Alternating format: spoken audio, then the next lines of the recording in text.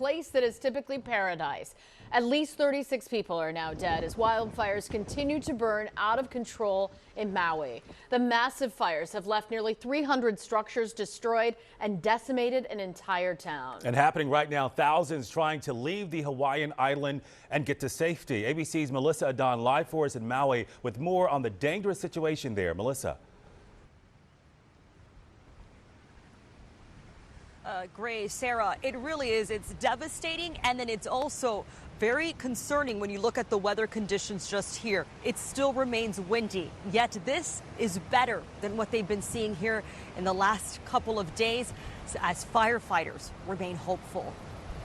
Officials on the ground saying the weather conditions are slightly improving, but the images in the air and on the ground capture the widespread devastation. What we saw looked like an area that had been bombed and burned in a war zone. It was unbelievable. The fires that tore across Maui, especially Lahaina, leaving dozens dead and nearly 300 structures destroyed. One man we spoke with says he believes his home is lost and described to us his terrifying escape. It was a huge black smoke back then,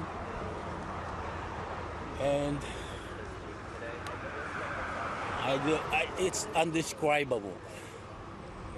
It's like they say apocalyptic. Thousands trying to flee the fires left stranded at the airport, being told it might be days before they can leave. The lucky passengers who managed to make it back home describing the desperate conditions they just left in Maui and how they're just thankful to now be safe. We had power out for about 36 hours at the resort we're at. Hurricane winds, it was bad. We went for a walk. We kind of turned the corner and Lahaina was just on fire. Back on the island, the area most severely impacted, the historic town of Lahaina, once the capital of the Hawaiian Kingdom and home to 12,000 people, now utterly destroyed. Driving through the town, charred trees, burned out cars, every structure reduced to rubble. The entire seafront decimated. Even the ocean didn't deter the flames. This ferry burned out.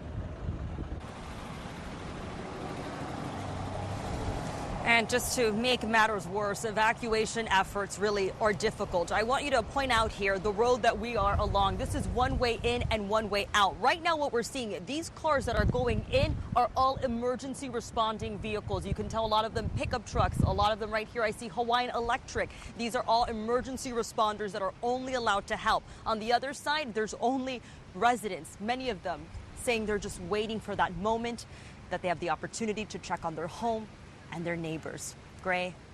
Yeah, devastation there in paradise. Melissa, thank you for the update.